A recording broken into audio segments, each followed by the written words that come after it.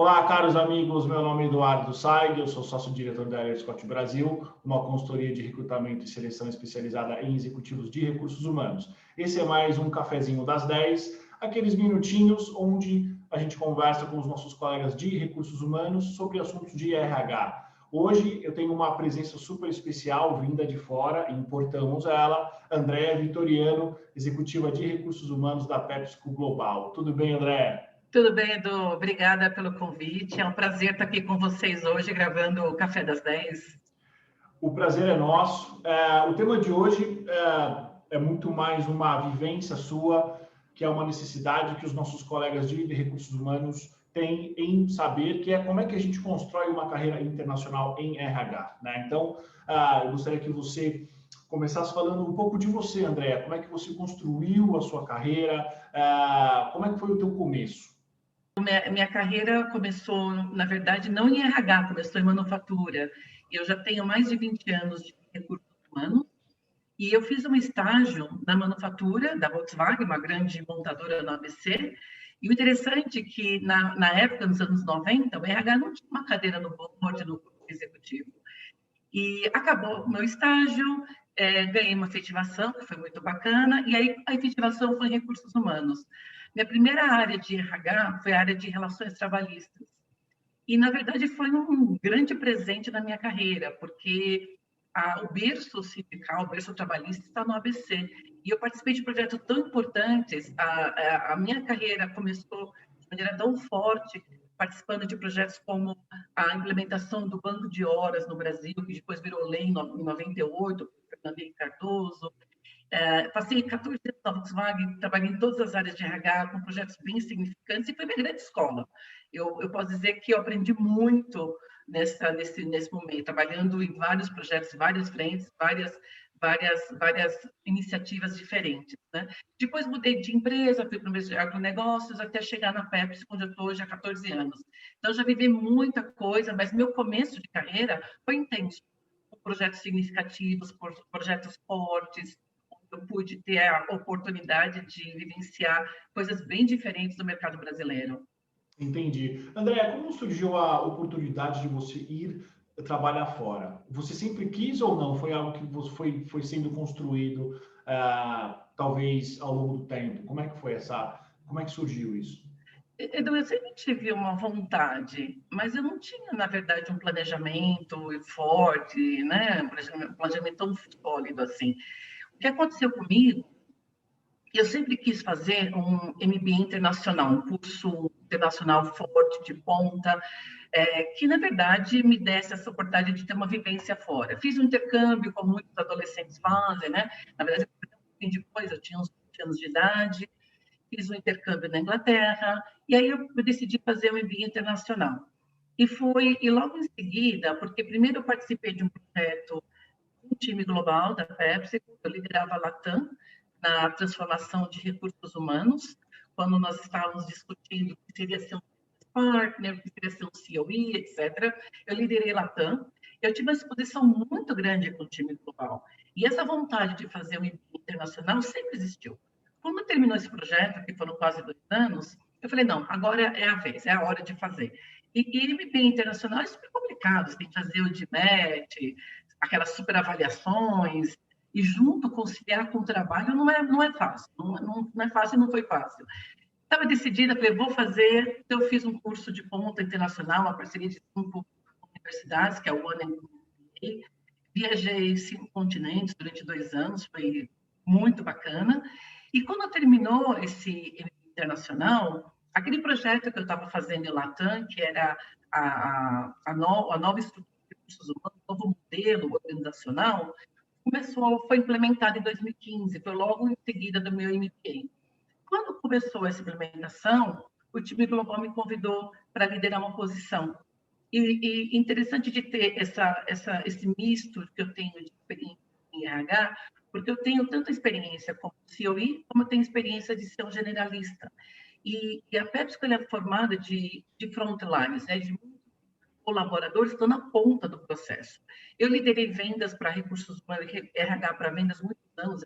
Eu fiz Total Rewards, fiz várias funções, e existiu uma cadeira em 2015 que era você dedicar, uma pessoa dedicada a RH, de olhar custos, olhar esse né? Por eu ter essa experiência dos dois lados, me convidaram para fazer parte dessa estrutura, que foi muito bacana. Eu falo que eu tive vários presentes na minha carreira, nessas oportunidades. Tem pessoas que falam que são grandes desafios. Eu falo que às vezes são presentes, é muito bacana. E, na verdade, eu tive esse outro presente, que era uma folha em branco e uma caneta para desenhar a posição.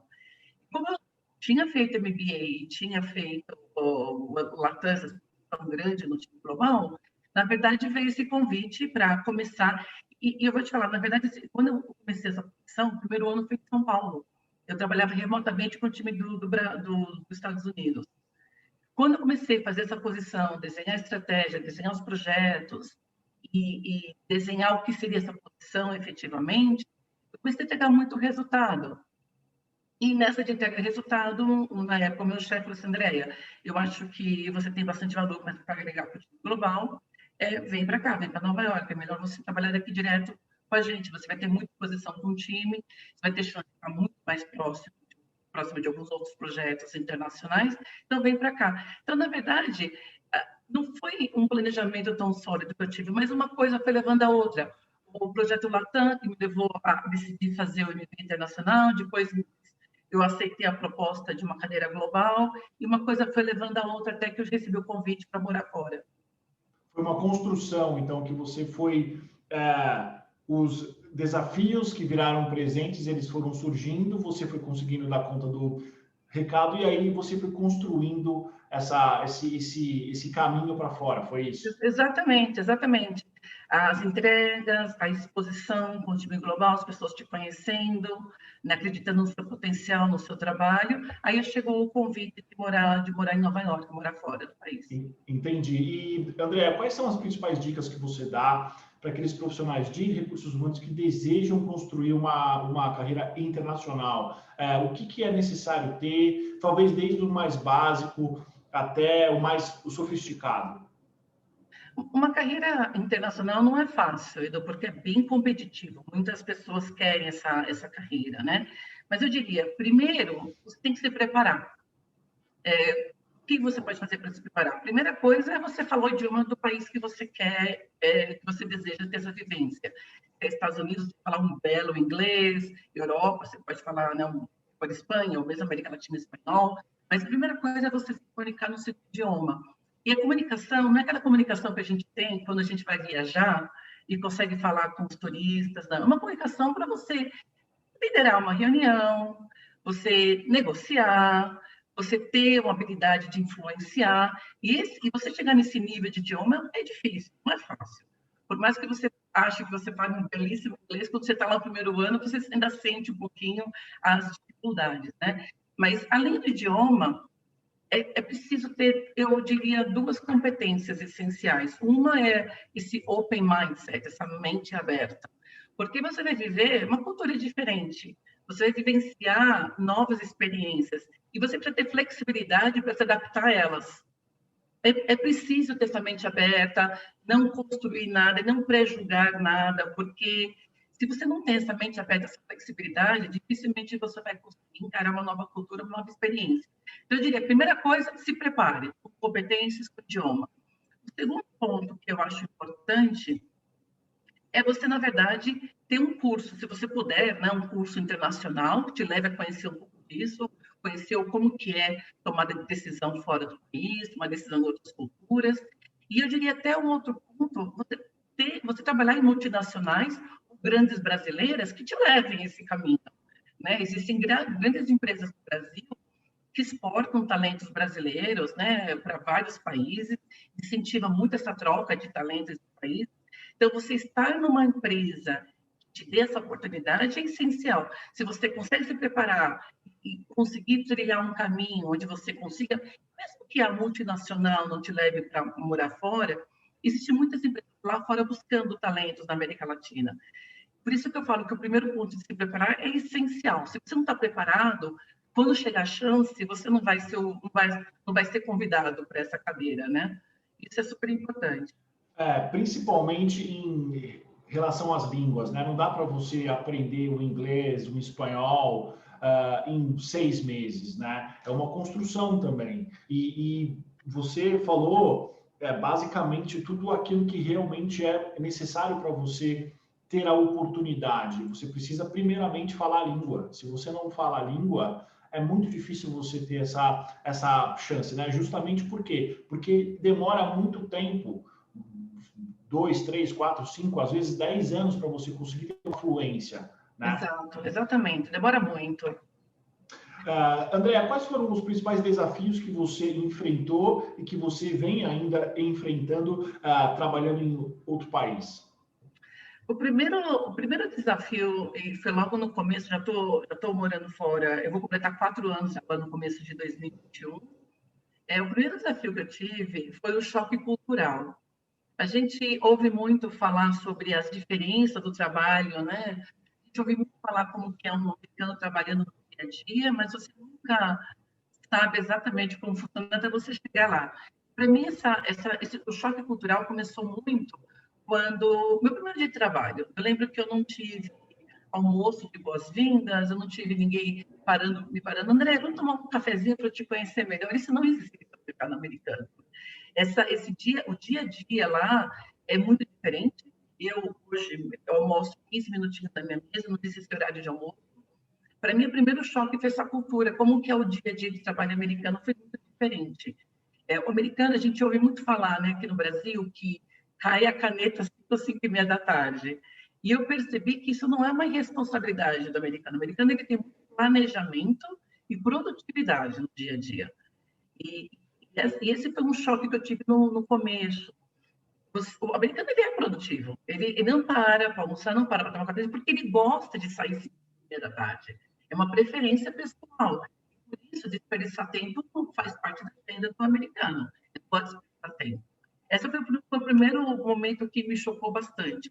O segundo, que foi começo foi uma barreira e você tem que se adaptar a essa nova cultura, na verdade, você entender a tomada de decisão no outro mercado.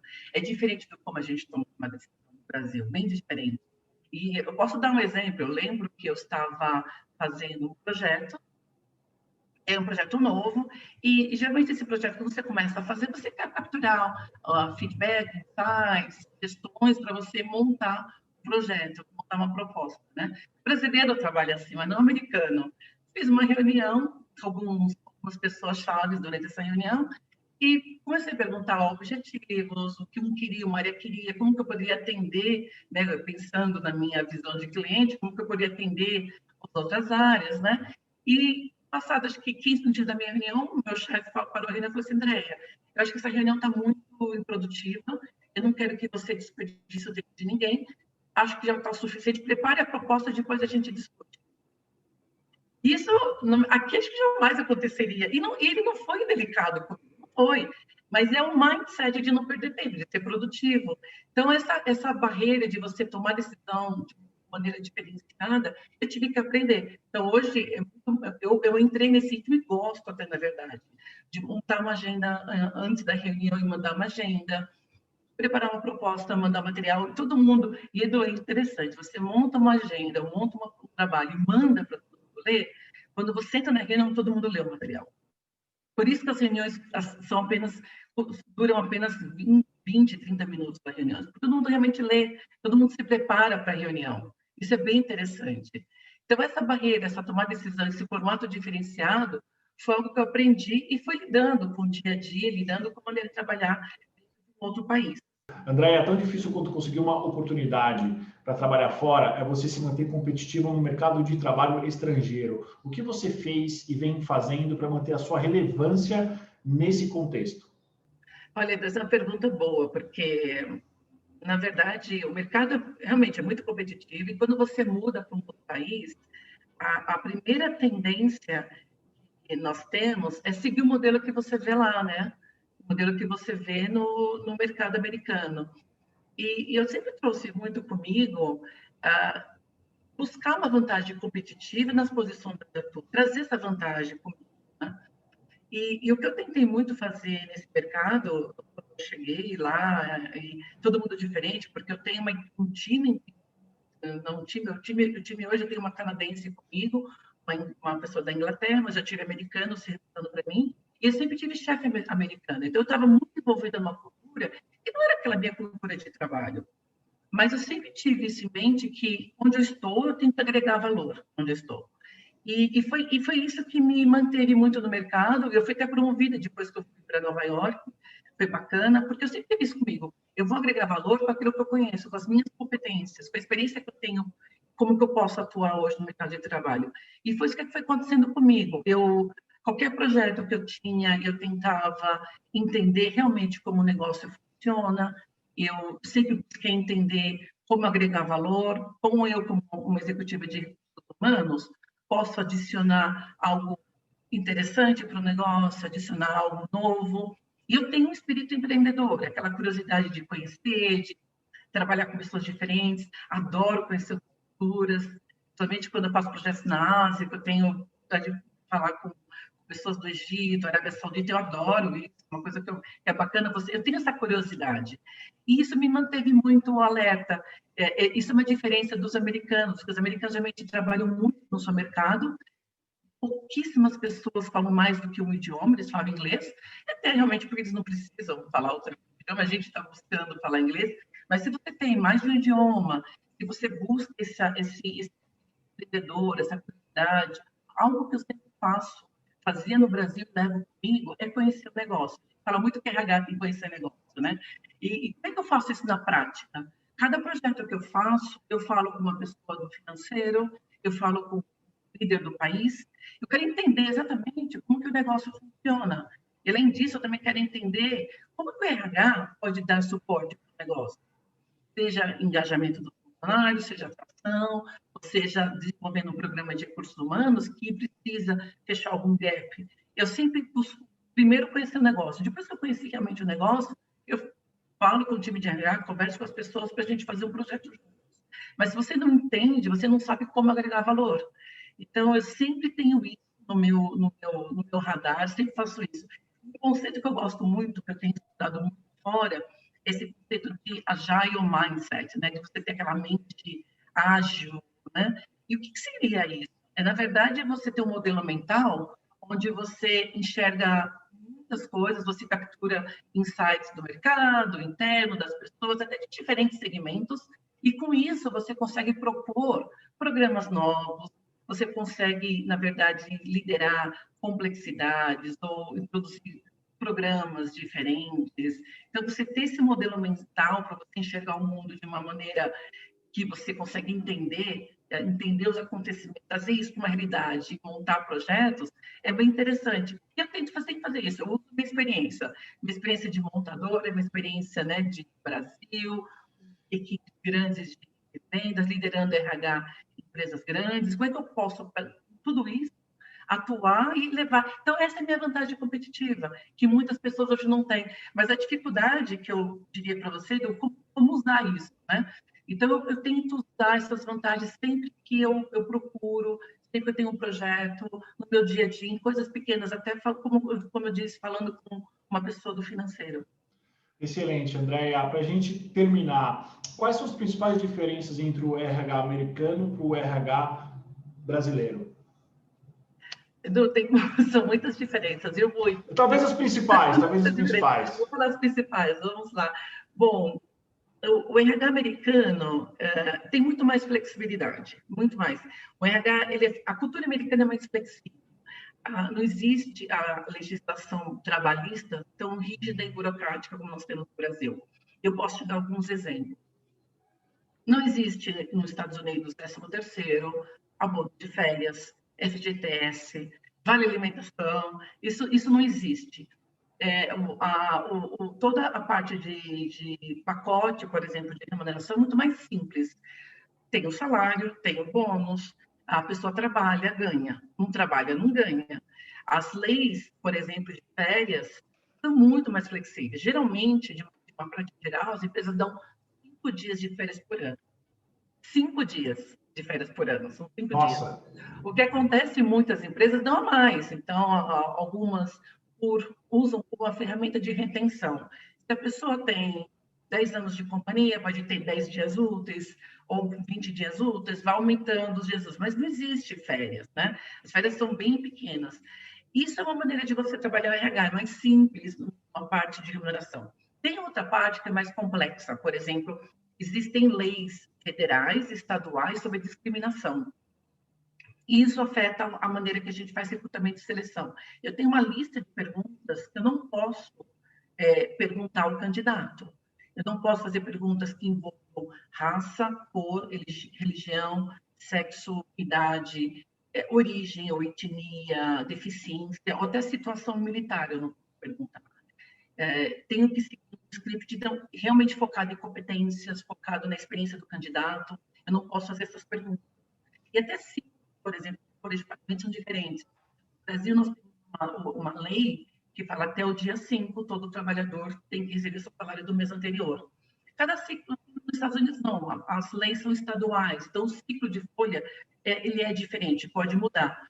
Uma coisa que me chamou muita atenção, que eu acho que é bacana dividir com pessoas, existe uma política em várias empresas, que é a política de demoção ou downgrade. Isso não é negativo, não é negativo. Por exemplo, se uma mulher tem, ou mesmo um homem está com uma criança, tem filho, e tem uma posição de gerente sênior, por exemplo. No primeiro ano, fala, poxa, eu queria uma posição um pouco mais simples ou menos complexa, porque eu quero me dedicar ao meu filho. Então, ele levanta a mão e fala assim, olha, eu sou um nível gerente sênior, eu quero ser um analista sênior agora, ou quero ser um gerente supervisor. Eu quero porque eu quero. Com as competências de gerente sênior, a pessoa nada de braçada na posição menor. E isso não é negativo, porque é a pessoa balanceando o lado pessoal e profissional. Então, isso existe políticas. Existe também o part-time.